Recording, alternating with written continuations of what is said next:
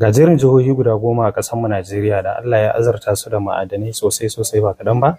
A lamba na 10 muna da jihar Osun, wannan jihar da ma'adanai ba a cewa komai. Kana a lamba na 9 muna da jihar Neja, inda a lamba na 8 kuwa muna da jihar Cross River, ita ma fa wannan jihar ba a cewa komai. Sai a lamba na 7 muna da jihar Benue, a lamba na 6 kuwa muna da jihar Edo, a lamba na 5 kuwa muna da jihar Bauchi. Ban taɓa tsammanin zan ga jihar Bauchi ma a cikin list ɗin nan ba kwata-kwata, sai gashi ma ta zo ne kuma a lamba na 5, inda a lamba na 4 muke da jihar Kaduna. Jihar Kaduna ta zo a lamba na 4 daga cikin jerin jihohi da suka fi yawan ma'adanai a Najeriya fa baki daya, ba wai a arewacin Najeriya ba, a kasar baki daya.